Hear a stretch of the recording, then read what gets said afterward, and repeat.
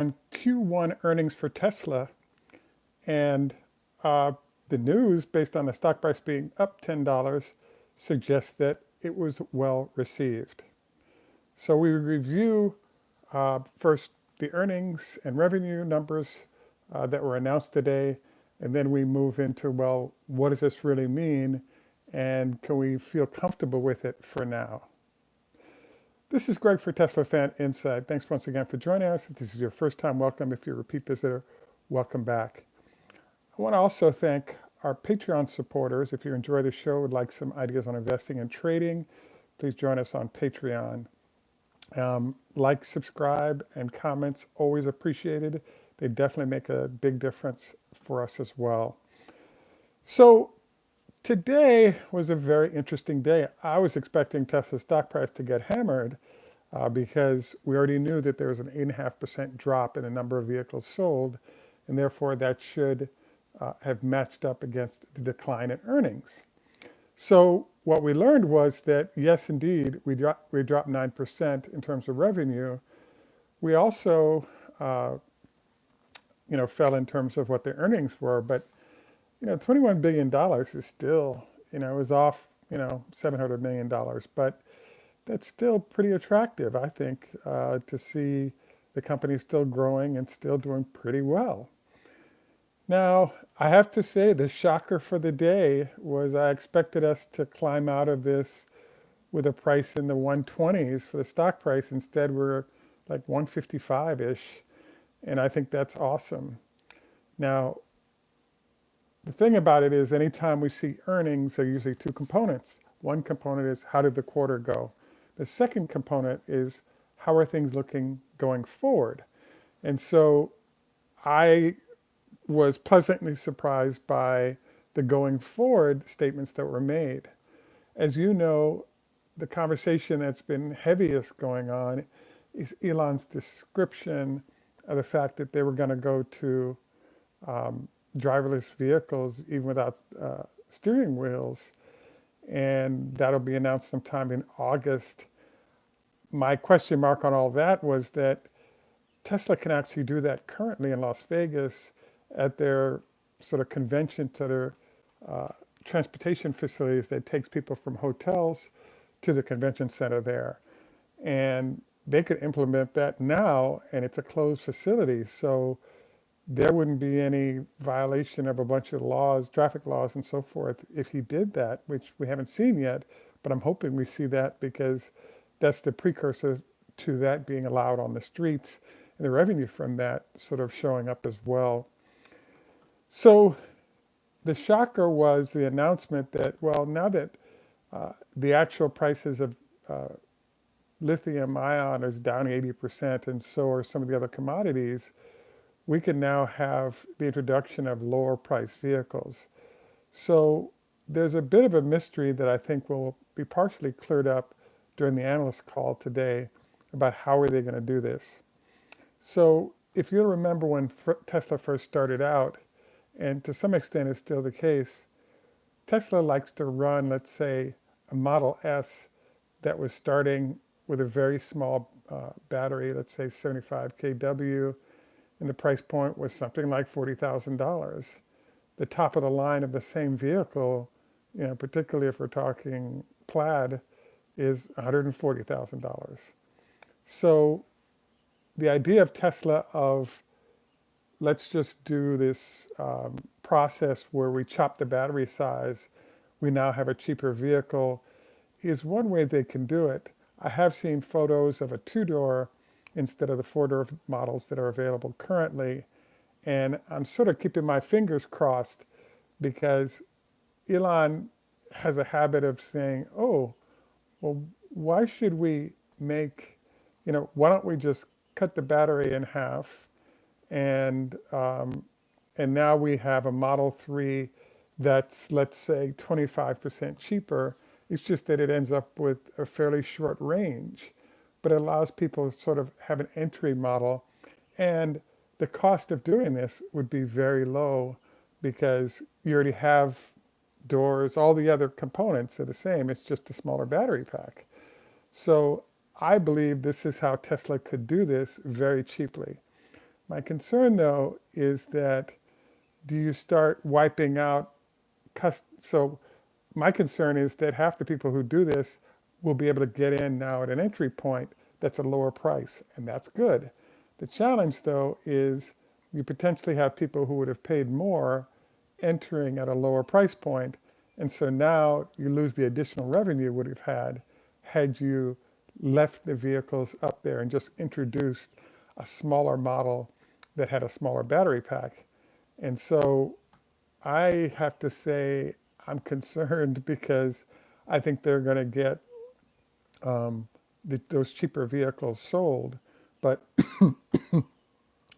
will it be a different model that maybe has two doors with a hatchback on the back? I think that'd be kind of cool. That fits the Mercedes model. And without the functionality of the four doors, you're taking away that form factor functionality. And I think that would be great if they did it that way. I've seen some images that suggest kind of that's what they're going to do. But like I said, I'm a little bit concerned because what happens if we end up with a bunch of people getting their Model 3s, the battery pack may be 30% smaller than the cheapest Model 3 once we enter that realm. But if we do it that way, we now end up with everybody piling into the cheap vehicle, and then Tesla can't make enough money to grow, revenue and profitability significantly while cannibalizing its own line. I also think that this really highlights the fact that there's a need for Tesla to offer a high and a low line. That way they can offer a lot of features in the sort of luxury versions of Tesla and maybe even as separate dealer facilities that wealthier customers can use to sort of upgrade their experience. So overall, I would have to say I'm excited. They found a way to push the stock price up with this announcement. I hope it happens and fairly soon, and I think it actually would be very easy for the company to do this. The other question mark that's lurking, though, is we know what the fast money guys think in terms of the stock price jumping. How does the larger marketplace of analysts and investors feel about this transition? And the answer to that is we'll find out in 3 to 5 business days. But in general, I'd have to say expanding into this area is probably a good idea. I actually know some investing folks in Aptera, and they're really excited about the fact that Aptera, can charge itself without having to necessarily be plugged in, and some of the other features that it's doing with the 3-wheel. But there is no doubt that there are different price point market segments out there. There's that sub 30,000 crowd, sub 20,000 crowd, above 40,000, above 50, above 70. There are all these different market niches, and if you can introduce products that are still attractive to those consumers, you're only going to sell more vehicles, which is good. Um, I, I guess I would say that I think that vehicle is going to work. My concern is how do we get there? And if we get there by cannibalizing sales of the more expensive vehicles, I'd be a little concerned. But if we can get there and not significantly damage the brand and the other products being sold, hey, I'll be thrilled and I'm looking forward to it. So I have to say, congratulations to the folks at Tesla. Well done. Now, one last thing I'd like to cover today is something we talked about yesterday called hedging. Now, each quarter as we go into big announcements, I try to encourage you to hedge. What is hedging? Well, let's say I've met several of you who are in that $1 million plus worth of Tesla stock category. And the way hedging might work is if you're rolling with a $1 million portfolio, you might want to consider maybe 10% of the value of your stock being purchased in actual puts. Now, what does this do? Well, if the stock price falls and falls significantly, you now recoup some of the money that you would have lost. On the flip side of that, because you're only doing 5 to 10% of your portfolio, with the stock price spiking up as it has, you now have the other side of that, which is yes, you're hedged or insured against the price dropping significantly, but you also have the benefit of a rising stock price helping the rest of the stock you own. Why do you want to really do hedges and not necessarily sell the stock? Because you owe taxes on the stock when you sell it. But if you hedge, um, the gain or loss on the hedge is going to be a lot less than the raw numbers that you had with the stock you're working with. So this is definitely something to be mindful of and to think about in the process of what you're doing. So again, congratulations to Tesla on elevating stock price. I'm glad we're not relying on FSD or steering wheel-less vehicles to get there.